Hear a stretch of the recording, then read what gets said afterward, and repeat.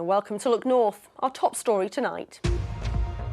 Latest figures show winter pressures on the NHS in our region may be easing, but still not hitting target times. We'll ask what's being done to slow the rate of hospital admissions and speed up people being discharged. Also tonight, disgraced former MP Jared O'Mara is jailed for fraud after claiming expenses to fund his cocaine habit.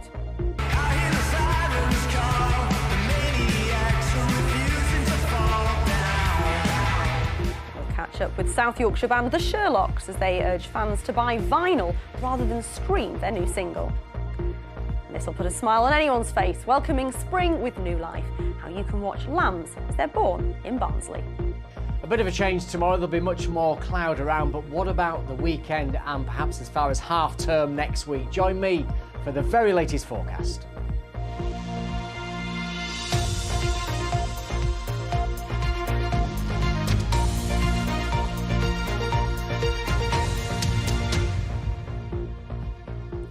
Good evening. Latest data from NHS England has shown that winter pressures may be easing in our region, with big improvements in ambulance response times and waits in accident and emergency.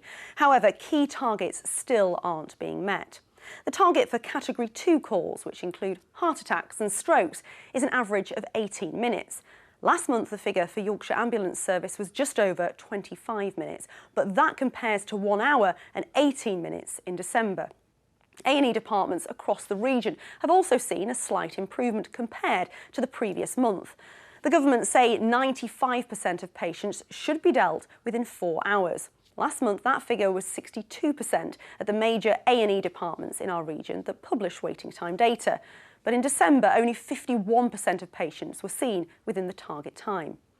In a minute, we'll hear from one of West Yorkshire's most senior doctors about what the situation is actually like on the ground. But first, our health correspondent Jamie Coulson has filmed with the Urgent Community Response Team in Kirklees, whose job is to try and prevent avoidable hospital admissions. I love the work that I do. I love working with the population in Kirklees, but it's tiring. It's really busy. Kirsty Robb is part of the Urgent Community Response Team in Kirklees, which aims to care for people at home with certain health or social care needs within 2 hours. So right now we've been called out to an 81-year-old female who collapsed at home this morning. So we had the referral through from her GP and we're just going in to assess her and make sure she's safe to stay at home. As an advanced clinical practitioner, Kirsty works at the same level as a middle-grade doctor, so can treat a range of illnesses in the home without the need for an ambulance or a hospital admission. You had a bit of a collapsing episode, is that right? Joyce Meller has had ongoing problems with feeling faint and is waiting to see a hospital specialist. She was referred to Kirsty's team by her GP, who'd established she didn't need an immediate ambulance. I shut my eyes and then I open them again and then I shut them again and I'm thinking, oh, I can't cope. Just look straight ahead. So it is an acute presentation, but more often than not with the appropriate diagnostic tests and a full assessment, we can then safely keep Joyce at home while we're getting the specialist involvement in her treatment. Hi there, it's Kat calling from the Urgent Community Response Team. The team receives between 30 and 50 referrals a day. A medical professional then assesses what level of health or social care support is required. We would probably see patients who have had a collapse, for example, patients who might have had a chest infection, a urine infection. There could be patients who have actually got other non-medical needs. For example, there may be patients who are actually being discharged from hospital but struggling at home. It's a small team, but I think they punch really above their weight. There's some big numbers on the wider system. So you've got 90% of people potentially who are seen by the Urgent Community Response Team where we've prevented a hospital admission. We can safely keep you at home for now. Let's get that extra support in. The best part of our job is to go in and reassure that patient, treat their problem and see that they get better. Right, well, thank you very much for your help. For many patients, this team can make the difference between hospital and home. Jamie Coulson, BBC Look North.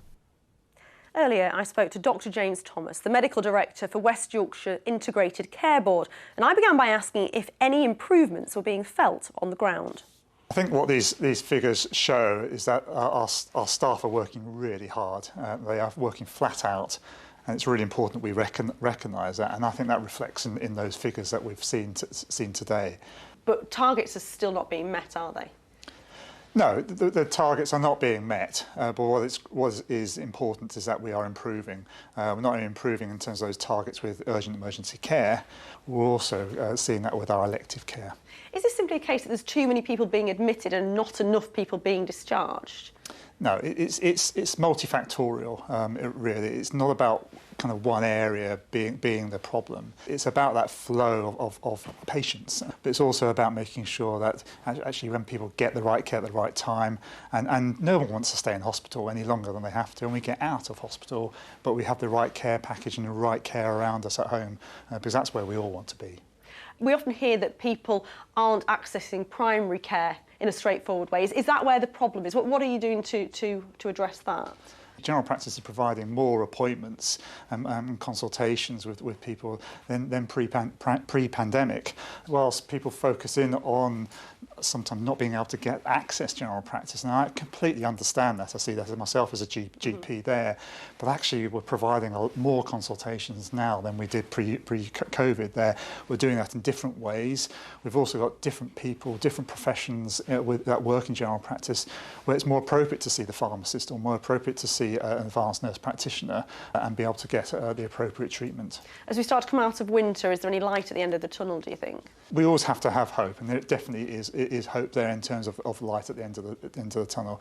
We've also got to recognise that our staff are working really hard to get to that point there, and it's down to their kind of work and their intensity of work that we're able to see the improvements we're seeing today. Dr. Thomas, thank you. Next tonight, the former MP for Sheffield Hallam, Jared O'Mara, has been jailed for 4 years after being found guilty of submitting fake expenses invoices to fund his cocaine habit. The total fraud amounted to around £52,000, although none of the invoices were paid out. Tom Airy was in court today. During the 2-week trial of Jared O'Mara here at Leeds Crown Court, the former Sheffield Hallam MP decided to attend remotely via video link. But after verdicts came in yesterday afternoon, finding O'Mara guilty of 6 counts of fraud, he was told by the judge to turn up to his sentencing in person. And turn up he did, avoiding the cameras by using a rear entrance to court. He first served as Labour MP for Sheffield Hallam. He later became an independent and then stood down at the 2019 general election. In court, he sat next to co-defendant Gareth Arnold, with the pair having little to no interaction with each other in the courtroom. The pair submitted fraudulent invoices to IPSA, the regulator which monitors MPs' expenses and finances. These invoices carried the name of a fake company called Confident About Autism South Yorkshire. The judge told O'Mara he was attempting to get money through fraudulent means to get him out of financial issues. This is despite his £80,000 MP's salary. He said these problems were caused by a hedonistic lifestyle fueled by large amounts of vodka and cocaine.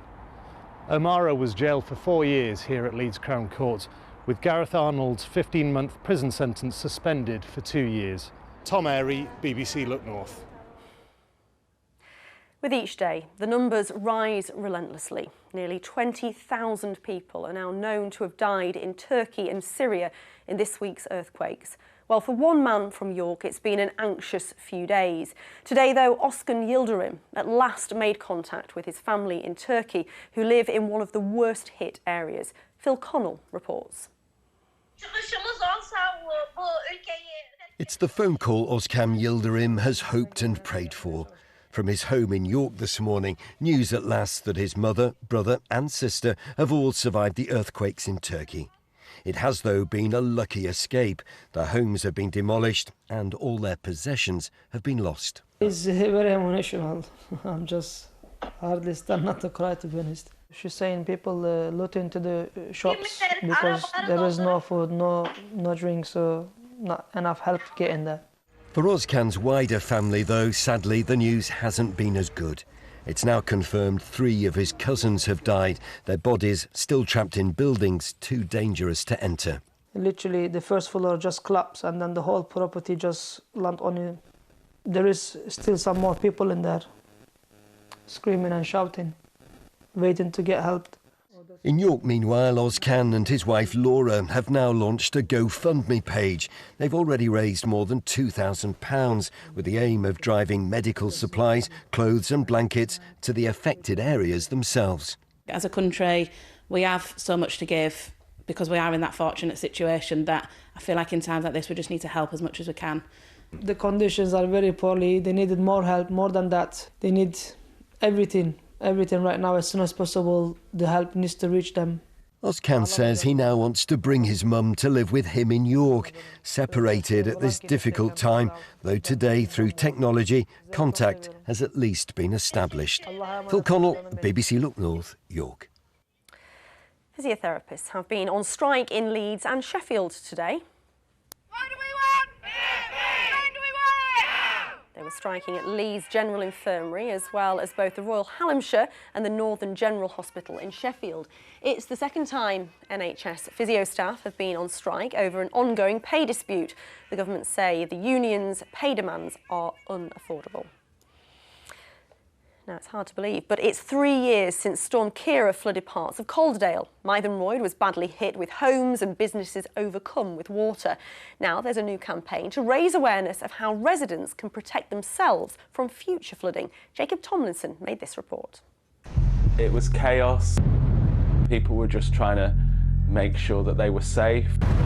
All your personal effects have disappeared and you've got to start again. This is just my story. I'm one of hundreds of stories about people that have been touched by, the power of water and what it did to their communities, their business, their home. Hello and welcome to Hebden Bridge, reeling yet again from serious flooding, this time due to Storm Ciara. This is the Blue Teapot, and yeah, Lisa, the owner, had only just taken this place on, and obviously the floodwaters of Storm Ciara absolutely gutted her business.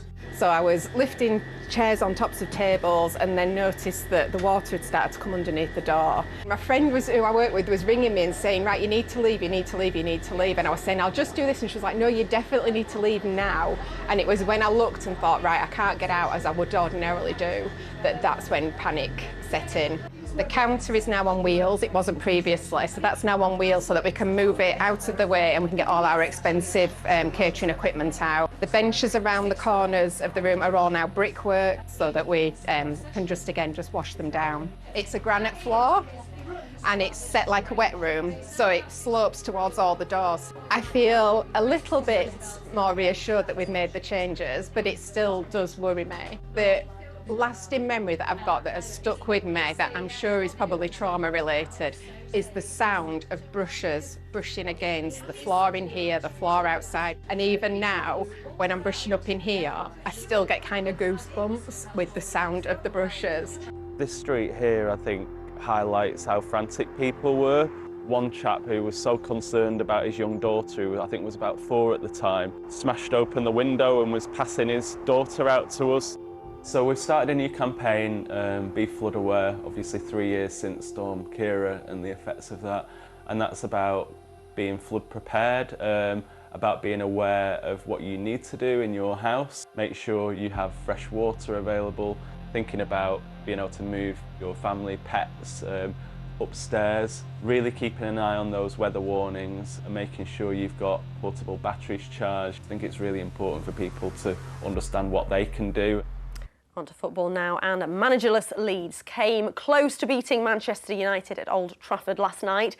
Within the first minute, Neon Toe gave them the lead after a lovely one-on-one with Bamford. Then Somerville's cutback was turned into his own net by Varane, putting Leeds 2-0 up going into the second half. But Manchester United fought back with 2 goals to equalise, sealing a draw.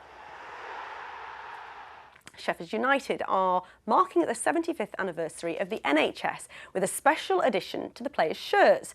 The new kits have been embellished with the logo of the club's official charity partner, Sheffield Hospitals Charity. After Saturday's game against Swansea, they'll be signed by the players and auctioned off to raise funds for patients.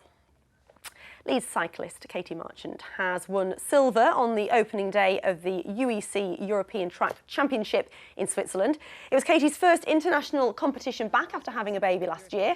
Along with teammates Emma Finucane and Lauren Bell, she made it a close final against Germany in the sprint. It was the first qualifying event on the road to the 2024 Olympics.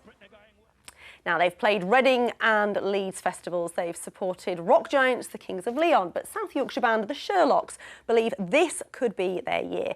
The lads from Bolton-on-Dearne had a quiet spell during COVID, but are now getting back on the road and recorded a new album, which is out in the summer. This week, though, saw the release of their new single, Sirens. Here's a taste.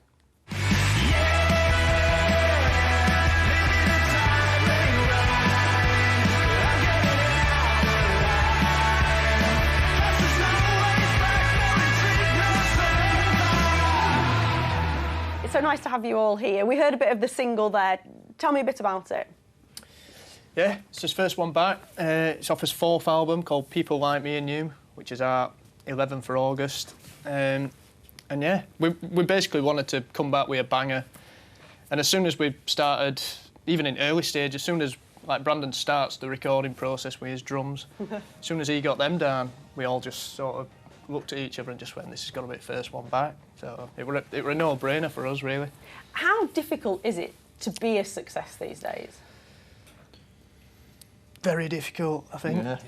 Because of downloads, do you mean? Because of the way that we access music? I think so. I think partly because of that. It's not everything, but I think it definitely plays a massive part. We're on about some figures earlier, like I think 10,000 streams of like an album, say, equates to like one physical sale, which is just yeah, that's mental. phenomenal, isn't it? Yeah, absolutely. Now, for people who don't know you, you two are brothers. Tell us a bit about your background and how you got together. Well, me and Kieran's been in band for like, how long? 13 years maybe? You don't look old enough. Well, we are. We started in pubs and clubs, like playing alt working men's, playing like Specials, The Jam, Stereophonics, all that kind of stuff. There used to be another set of brothers in the band, Josh and Andy. They left like 3 years ago maybe, and that's when... These are the new boys. The new boys come in. Yeah. And now, there's a tour coming up. You're coming back to Yorkshire. What's that going to be like, being back in Sheffield? Yeah, it's going to be well, we're finishing off in that one. Yeah. What is it, 1st, 2nd? Probably got that right. No, it's 4th of November. 4th. OK. Night before bonfire night. Right. You can get fireworks both nights. Yes. OK, something to look forward to. What's the Yorkshire crowd like? Very, very good, I suppose. Oh, class. Yeah. Class. They always have been. I mean, we do well in Leeds, in Sheffield. But yeah, Sheffield will be class on 4th. And that's something we wanted to do anyway, like finish the tour for a change in Sheffield. Back on home soil. Well, best of luck with it and for the album this summer as well. Nice to have you. Thank you. Thank you. Now, I've been very jealous today because we sent one of our reporters to deliver a story about the start of the lambing season. Well, little did she know she'd actually end up delivering a lamb. Heidi Tomlinson was hoping to witness them being born at Cannon Hall Farm near Barnsley, where 400 sheep will give birth this year. But she ended up getting stuck in. Welcome to the delivery suite at Cannon Hall Farm. It's lambing season. All the action happens in the roundhouse. We arrived to find a 5-year-old ewe in labour, contractions well underway. She's been in labour now for over half an hour. She's pushing, she's not happy. So we're going to catch her and just see if the lamb's in the right position. Farmers Dave and Robert step in to assist. What we're going to do now is just give a little helping hand because this lamb's been trying on for quite a while now and we don't want it to get tired. And there we go. Between them, these brothers have delivered thousands of healthy lambs. They're farming stars, featuring in Channel 5 programmes throughout the seasons. Springtime on the farm begins again at Easter, by which time these beauties will be frolicking in the fields. This is one of the first ones of the year, so it's always a joy to see. I think the day you get tired of that is the day you need to stop farming. It's a little girl, so I think we're going to call it Heidi. What an honour. So whilst Heidi was being cleaned up, her mum began contracting again. A twin was stuck. I was asked to assist. The gloves went on. So we're thinking there's just one more lamb in this ewe. And Robert, you're going to get it into the right position. I can see the legs poking out now. Yeah, And there then you go. I'm going to have the honour. What do I do? I think if you just look for both legs, Heidi, use both hands if you need to. Oh my God. Yeah. And be reasonably forceful because it needs to come out. I've checked that It's a the bit head's slippy. following. I think I'm pushing it back in. You've got to really hold those legs. Do I need two hands in? Yeah. I've only got one leg. Yeah, it's all right. You look for the other leg with your other hand. Pull now then. Pull downhill, like David says. That's it. Keep pulling downhill. Oh my goodness. That's it. Well, despite the novice midwife, all went well, and the next job was to spray her navel with antiseptic. Hang on, you're not Banksy. Heidi, that costs money. Well, it's important to guard against infection. In the next fortnight, 200 lambs will be born here. We're looking for a really nice birth weight. If they're a good size, then they're viable. They know where the teats are. They go to drink straight away. And we're looking for a bit of luck. You always need a bit of luck in farming. The best start in life comes from the ew's first milk, rich in antibodies. It's shared between the twin lambs, and that's the last human intervention. Nature takes care of the rest. Heidi Tomlinson, BBC Look North, Barnsley. Oh, she did well, didn't she? I think she might be changing career. What do you think? I can't believe that. I really can't believe that. But, I mean, fantastic weather for that type of thing. You always think, though, if the lambing season's really early, you know, winter could come with a sting in its tail. I mean, don't forget that boring statistic I told you. You're more likely to get a white Easter than a white Christmas. So, you know, winter can drag on. But, I mean, so far, it's fantastic. And if you're looking as to what's going to happen for half-term next week, this fine weather should last all week, which is a miracle, isn't it? So let's hope that continues. Let's have a look at the weather pictures. That's at the Hope Valley with a blanket of fog in the bottom there. And this is a very similar area. This is near Castleton, if we move on to the next one. Looking absolutely stunning this morning. And then look at Whitby, daffodil capital of the world. This is February. Look at all those daffodils out. So that's probably a symptom of how much sunshine there's been. And after what was a very sunny January, February is trending in that direction. Keep the pictures coming in on Twitter, Weather Watchers, or the Instagram pages. So let's have a look at the forecast for the next 24 hours. A bit more in the way of cloud, unfortunately, and that cloud could be thick enough for a little drizzle, especially across the Pennines. Further east, there will be some sunshine at times, but broadly speaking, high pressure is in charge, and it's going to build back across us as we move into Sunday and early next week. So that does mean we will see frost returning early next week with some mist and fog first thing, but it looks like this should hang on for much of half-term week, which means predominantly dry. Now there's the afternoon satellite picture. We did begin to see some cloud filtering down from the northwest. So as we head through this evening and overnight, it looks set to be cloudy at times. That cloud thickening later, bringing a little drizzle across the Pennines. But elsewhere, a touch of frost is possible, 0 to +3. So tomorrow's high water times in Filey at 7:03 and again at 7:05. So variable amounts of cloud tomorrow, a bit annoying across the Pennines, a very different feel to the weather tomorrow with some drizzle over the tops and a blustery wind. But to the east of high ground, it should be dry and bright, and there'll be some sunshine coming through at times, lifting temperatures to 10 or 11 degrees. The further outlook, variable cloud again over the weekend. There will be some sunshine, the best of that probably on Sunday. An indication of a bit of mist and fog early next week, but the main thing is it's dry and temperatures should stay above average. That is the forecast, Keely. Thank you very much. Doesn't look bad. That's it from the Look North team for now. Paul and myself will be back at 10:30 this evening. Enjoy your evening until then. Bye-bye.